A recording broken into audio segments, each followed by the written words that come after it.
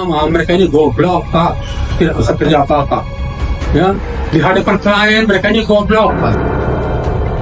Jabarpos.com Wakil Menteri Ketenagakerjaan, Immanuel Ebenezer, mendatangi langsung kantor PT Virtus Facility Services di Jakarta.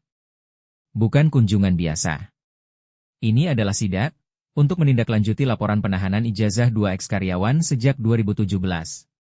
Dua mantan pegawai itu mengaku sudah berkali-kali meminta ijazah dikembalikan, tapi perusahaan tak pernah merespons. Sidak ini disiarkan langsung melalui akun TikTok resmi Immanuel Ebenezer. Di sana terlihat jelas, Wamenaker yang akrab disapa Nul langsung bertemu pimpinan perusahaan, Hotman Simanjuntak. Dengan tegas, Nul menyatakan, penahanan ijazah bisa kena pasal penggelapan. Kami ingin ini segera diselesaikan. Namun bukannya menyampaikan alasan atau permintaan maaf, Hotman malah menyebut mantan pegawainya goblok. Mereka ini goblok, Pak. Di depan klien mereka ini nggak bisa kerja apa-apa, ucapnya. Nul langsung bereaksi, Bapak nggak usah pakai kata goblok. Hargai mereka. Cabut dulu kata-kata itu. Perdebatan memanas. Tapi Nul tetap fokus. Ia tak datang untuk menghakimi, tapi untuk mengembalikan hak. Kalau memang harus dibayar, saya yang bayar. Perusahaan berdalih perlu waktu periksa data. Namun Nul memilih tindakan nyata. Ia mengeluarkan uang pribadi, dibantu para pengawas. Beberapa menyumbang Rp50.000 dan Rp100.000. Sisanya ia tutup sendiri. Total Rp7 juta ditransfer. Ijazah 2 eks-karyawan akhirnya dikembalikan. Bukti pelunasan diterima. Tapi suasana kembali memanas setelah uang itu disebut akan disetor ke polisi. Kalau uang untuk polisi, berarti ini perusahaan sudah merendahkan hukum, negara, dan warganya, tegas Nul. Apa yang terjadi di kantor PT Virtus bukan cuma soal ijazah. Ini soal keadilan pekerja. Soal martabat. Dan pertanyaannya, berapa banyak lagi perusahaan yang menyandera hak pekerja seperti ini? Saya Immanuel Ebenezer, Wakil Menteri Tenaga Republik Indonesia. Saya mewakili negara. Terkait ada laporan, mereka ijazah ditahan dari 2017. Penahanan ijazah itu bisa kita kenakan pasal penggelapan. Tapi kita mau kedatangan kita kemari, tidak mau terlalu banyak perdebatan apa sebagainya. Yang paling penting kita berharap sudah dipulangin ijazahnya, tidak ada lagi praktek penulisan.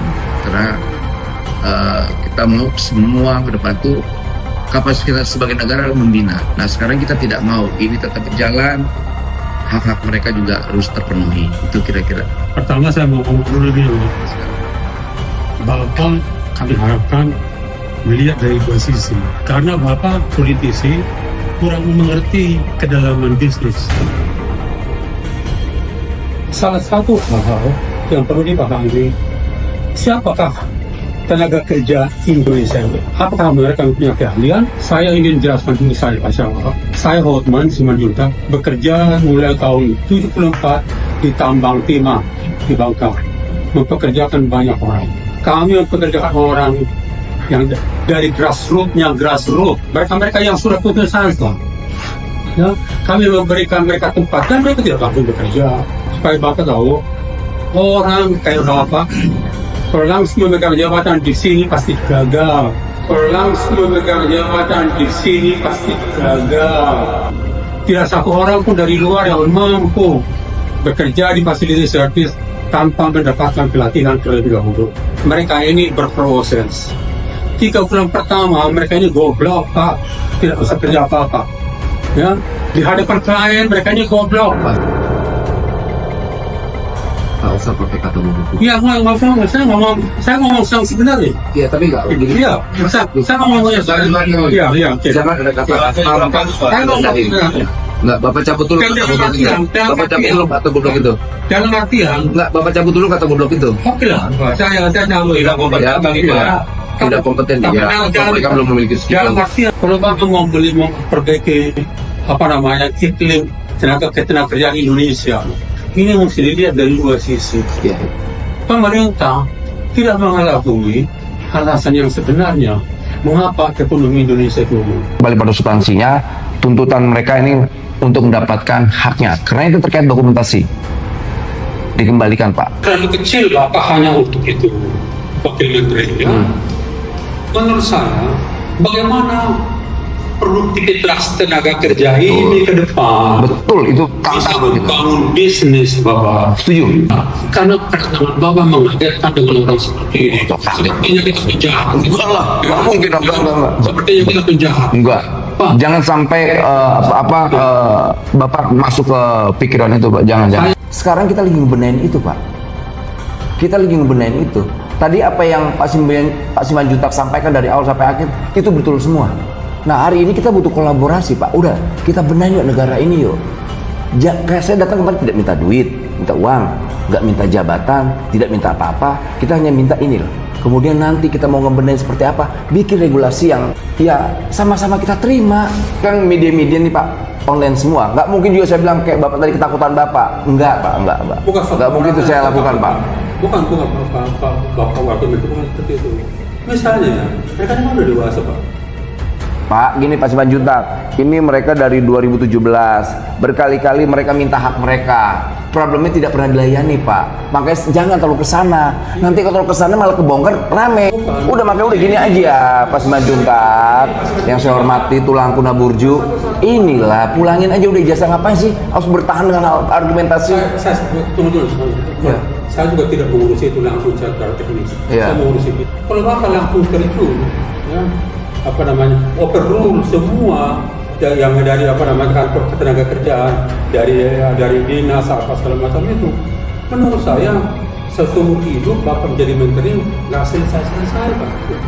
Menurut saya seumur hidup Bapak menjadi menteri nggak selesai Pak. Pak, gini Pak Simanjuntak dalam hal itu tak usah ajarin saya. Saya tahu apa yang saya lakukan, Pak. Maksudnya saya bukan senior perusahaan seperti kita yang mempekerjakan orang dari grassroots itu didukung. Lah, emang nggak mendukung? Ada nggak pernyataan saya tidak mendukung? Ya, kan saya bilang bagus. Didukung. Saya sangat dukung. Bukan dikagetkan dengan cara seperti ini persoalan teknis, Pak. Masa kita berdebat soal ini? Kita hanya minta hak mereka dipulangkan.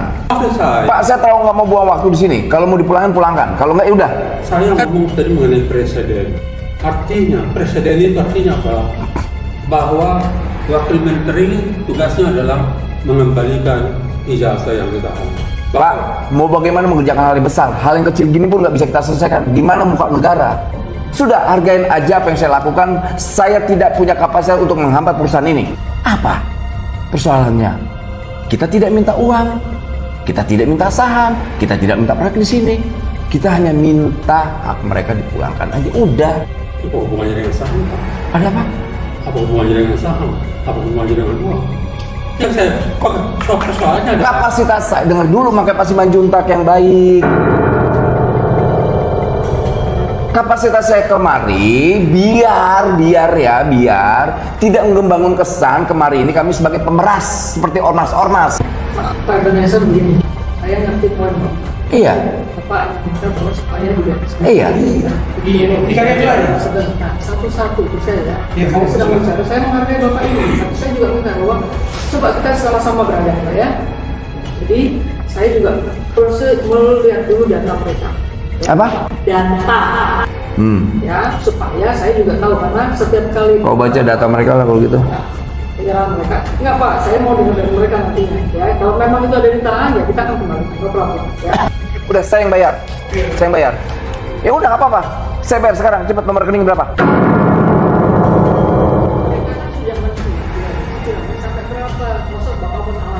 Ya nggak apa-apa saya bayar.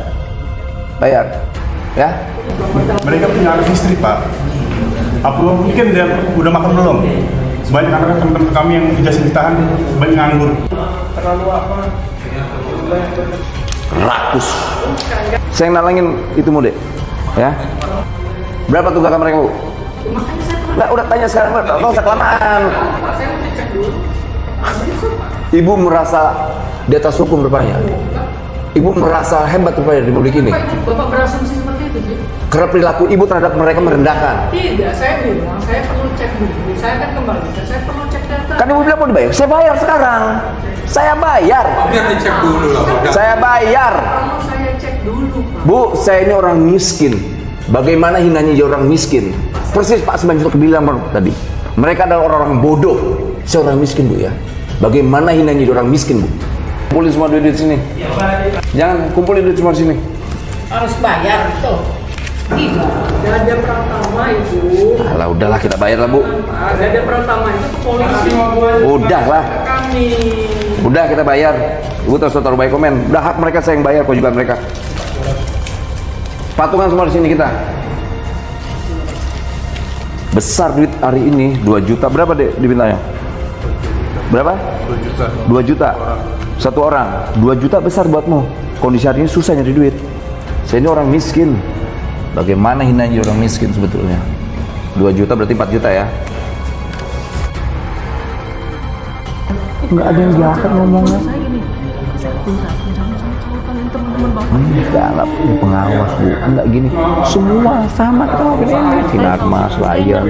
Kalau Bapak ngomong sama saya hormat. Tapi saya nggak suka kalau tim Bapak itu kan. Wah, biasa itu dinamik ya dia. Betul deh, kerjasama itu. Udah ya. Jangan lupa subscribe, like, share, dan komen.